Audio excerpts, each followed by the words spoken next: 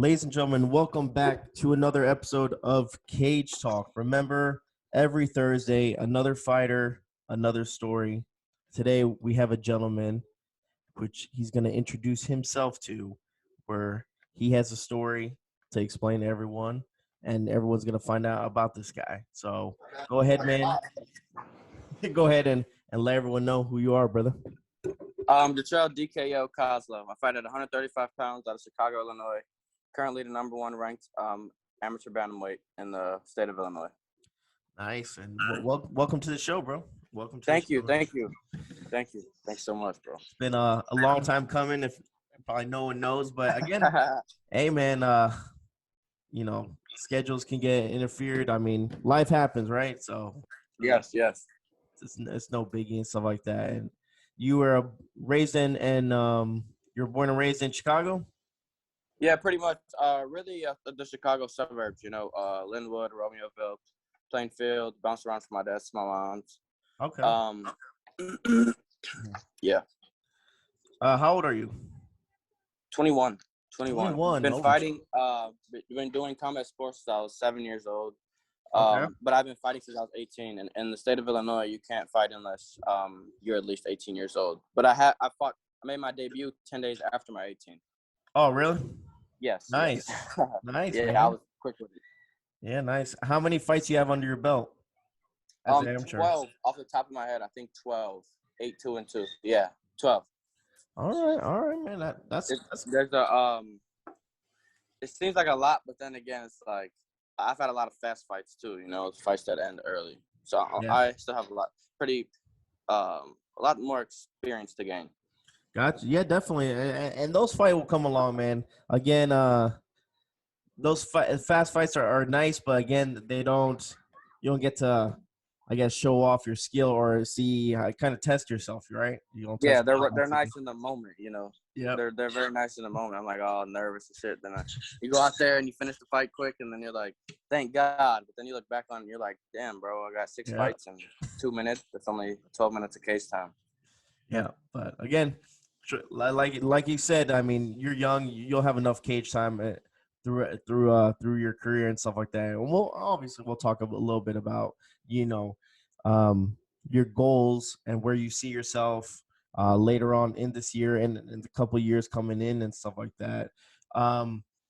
Where do you see yourself, if you don't mind me asking? Let's say, let's keep it short. Let's do like in 2 years. An undefeated pro or Ultimate Fighting Championship, one of the two, It just depends on how active I am. Okay. I don't plan on losing anytime soon, So it's just if I'm 3-0 as a pro or am I 6-0 as a pro at the time? That's really the question. That's really a question I have in my own brain, but somewhere around there. Highly ranked pro or in the UFC. Got you. And for you to become pro and stuff like that, is that something you talk with your manager? Is that something your manager decides, not you? How does that work? Correct. We usually just decide it as a team. We play it by ear. Like, oh, how'd you look at this fight? You think you're ready? How'd you feel? Mm-hmm. Like I said, I am inexperienced. I got a lot of fast fights, so sometimes they probably ask like, how'd you feel after the second round? How'd you feel? Because the big difference is the amateurs, the fights are 9 minutes, and professional, the fights are 15. And that's really the big deal, just being able to go hard for 15 minutes. Gotcha. What's your bread and butter in the cage? What do you like doing? I like boxing and wrestling, bro, pretty much. See, after that, I usually don't throw a lot of kicks, and then especially after this weekend, after seeing Chris Weidman, I'm really, really, really, really scarred from the kicks, Yeah. If I do throw anything, it'd probably be to the head. But, yeah, I like to box and wrestle, bro. Yeah, man. That was an intense I mean, overall, it was a good pay-per-view, but again, it's like those injuries and stuff like those happen. It's almost like a spot check, You're like, oh shit, like, I don't think I want to throw a leg kick anymore. Yeah. Or it's like, damn, you chose hell of a sport, brother. Yeah. I mean, again, that event was amazing. Again, did you catch that? Yes. Like I watched every single fight from the 5 o'clock prelims all the way. I don't miss anything, bro. I'm like the biggest fight fan in the world. It's good. It's good. Especially having the crowd back. I mean, Yes. I'm one of those fighters who thrive off the crowd. And I had a fight without the crowd once. okay. Back in August in Florida. Well, we had a crowd, but not really. Nothing compares. And it's you can hear yourself think. It's like it's a spar feel. And I'm one of the guys to thrive out the gym. Put me in the cage in front of all my family and friends. I like to perform under the spotlight. All right, that's good. I like the crowd. All right, that's good. Definitely feed off So the crowd. some fighters are a little bit different, but that's good that you can thrive off that. A lot of people, it's more pressure on them and stuff like that, especially if they don't want to fail in front of their family, their friends, and stuff like that. But the fact that you can, and everything's coming back little by little, we'll eventually have, all crowds like that, like the UFC. Yeah, I hope, man. So when was your last fight? March 27th for XFC. Okay. Extreme Fighting Championship. Yeah, I fought Jared Ray. He's a tough, undefeated kid. It was a good fight. I got caught in something there at the end, but prevailed, got the dub. That's all that matters, right? What'd you get caught in? I was up 2-0, and I kind of had like this mental, when you're up 2-0 to 0, the guy's gonna come hard. Yeah. So I went in kind of survival mode, like, all right, just finish 3 minutes and you win. You're not injured, you are good. And doing that, I've done that in other fights too, and I get myself in trouble doing that. But he ended up taking my back and caught me in a rear naked choke. Luckily, I've been grappling my whole life, and I knew what to do when I got in that position. But I still feel like I shouldn't have got there. The performance I probably would have graded my performance an A, but it went down to about C+ after that. But we're all good. Yeah, again, most of MMA, man, it's all the mental. It's all the mental game. So you probably went into that round almost. I mean, so nervous and so insecure about that it probably happened like that. But I mean, yeah, I asked my coach, like, is it 2-0? He's like, yeah. I'm like, all right, let me buy some time, stall here. But I gotta. That's the big thing in me. I gotta start finishing fights with exclamations. If you know what I mean. Yeah, put stamps on things. Yeah, definitely. And your first amateur fight. You remember where, when, how you felt? Yeah, it was May 25th of 2017 in Rosemont, Fight Card Entertainment. I love those guys. Hopefully I fight for them soon here. But, 10 days after my 18th, it was, how would I say? It was crazy, It was like every day from 10 years old to 17 and a half, really, all the way up to my 18th birthday, I dreamt of this day, and it was finally here. It was a bit surreal, Yeah. But the ending, when I was in the cage, I remember just not being nervous, being mad, like, I don't know, just like being like, all right, I'm here now. I'm going to take over the world. Mm-hmm. But I went out there. I did great. The performance was A+, first round KO, nice. TKO really. But, yeah, it was great. My social media was booming. Everything that I imagined, it was amazing. And it made me fall in love with the sport even more. It became addicting. And then I went on to fight 3 times in 2 months. Wow. Won those other 2 fights. Yeah, I was rolling fast. Yeah, man, I see that. That's good. And through the pandemic, how many fights did you have throughout that? Did that kind of slow you down, or? 2, counting the one last month. Yeah, I fought once in Florida, the one without the crowd I was telling you about, and then just recently in March. Okay. But this last recent one, it was in Oklahoma, so they kind of don't have restrictions, so it was a decent size crowd. Oklahoma's wild. Yeah, I know about that. Yeah. Yeah, for real. Cool. That's cool, man. That's cool. Yeah. Was there anyone that you looked up to? Again, you're pretty young, so I can imagine the UFC at the time was already kind of booming and stuff like that. And it might not have been a UFC fighter. It might have been, like a Pride fighter or someone from Bellator. I know recently I'm a little bit old school, so I don't mind watching UFC, like old UFC, but I like old school Pride FC, like that shit for me. Yeah. All day, man. Like I'll go to the store and I'll buy a bunch of those DVDs and I'll just binge watch them because it's so much fun. Like I bought like 5 of them last night and shit. I just cranked them on and stuff. But that's my shit. Like I love Pride. Was there anyone that you watch or still watch that kind of motivated you to become a fighter? Yeah, that's funny you say that because my dad's he's a big Pride fan. You know, he goes and watch Vanderlei Silva. You Hell know, yeah. the Nogueira brothers, all those. And he forced me to watch them with him. I've been a fan for like longer than you would think, bros. But Tito Ortiz and Rashad Evans, those are really the two. Tito was my favorite fighter for a long time. And then how I became a fan of Rashad was Tito fought Rashad. Rashad was the younger guy, kind of the same version of Tito. Mm-hmm. You know, undefeated wrestler with a little swagger. He got a little chip on his shoulder. You know, I like that about him. And I grew up watching those two. Nice. And then when the UFC brought the lighter weights, because, you know, they didn't have 155 Yeah, they didn't have the under. WEC yet. Yeah, I grew fond of DJ Mighty Mouse, stuff like that. Aldo, guys like that. Yeah, everybody underneath 155, I just would become obsessed with that, you know. Just because you can replicate, basically, because they're kind of makes sense. Yeah, I knew I've always been smaller, you know. I've been the smallest kid in my class for a long time. Hey, that's all right, man. It's a funny story about Rashad is we actually I have him on as well. I had him on not too long ago. Oh wow, that's what's up, bro. Yeah, Rashad is funny though, because I remember I went my first UFC event. I went to the Ultimate. No, it was an Ultimate. It was a fight night, but it was like fight night like 120 or something. It was something really small where Rashad Evans fought Sean Salmon. Do you remember that head kick in Florida? Yes, that was a heavyweight. I remember that, yeah. Yep, he was a heavyweight, and he did the head kick. I remember that day. So I met Rashad that day, like after and stuff. Now, again, he wasn't as big. Obviously, he blew up. So you were there? Were you there? Yeah, I was there, man. Oh, Okay. That shit sounded like a bitch slap, and I'm high. I was like. I was in the nosebleeds section. I heard that, and like I went nuts. I remember, and then I met him that night at the Hard Rock Hotel, and then I met him the second time because he would train in Delray Beach in Florida. They had the Black Zillions and stuff like that. And I was living in Boca at the time, and I remember going. It was called the Ave. It's a bunch of bars near the beach, and I was there. I was trying to order. I always give Rashad props for this. I was ordering my drinks. I had a couple of friends with me, and I look to the right, and Rashad Evans comes in. He like kind of poses up on the bar, but the bartender goes like dick crazy. Like he's like, "Oh my God, it's Rashad Evans!"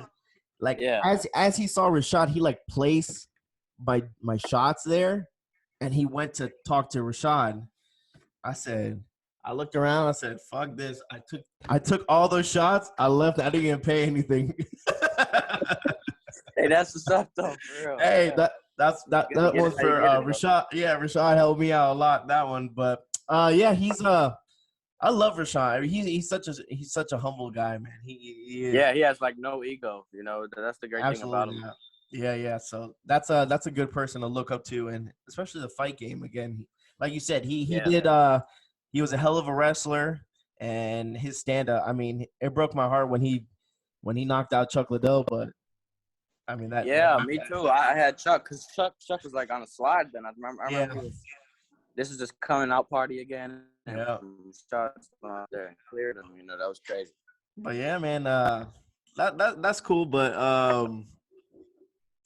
so who's your favorite fighter? Who's something that you kind of try to mimic your style or something like that? Again, you talked about Mighty Mouse, and again, Mighty Mouse, I mean, was probably the best pound per pound, fighter.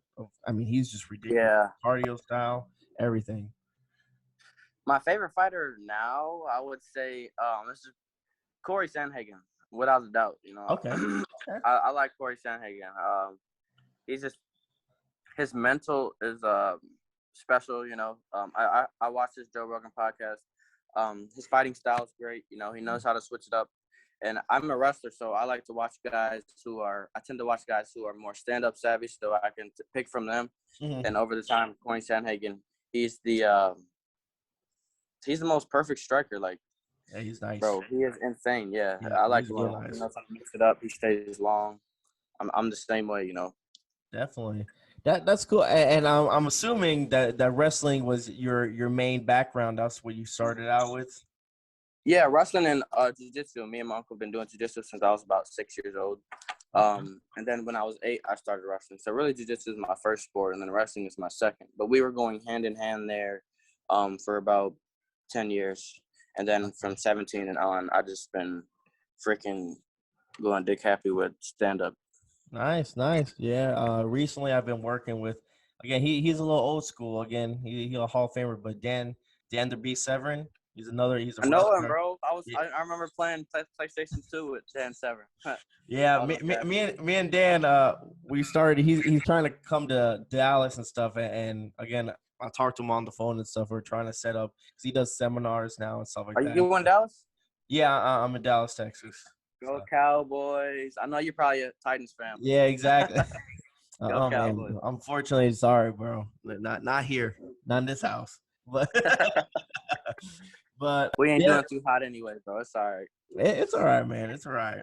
But for the most part, you gotta kind of there's fighters I would say to watch and stuff that I like watching and stuff just for stuff they do. You know, there's certain ones like I remember Rashad Evans. You know, you want to watch him for his wrestling. Maybe there's another person for stand up for multi. Like there's always, and I always love watching old school videos, and that's probably one of the things I always do just because the old school fighters and again nowadays you have there. I mean the diversity. I mean everyone does everything right. Back in the day, like Exactly. Yeah. people was stuck on one discipline and stuff like that.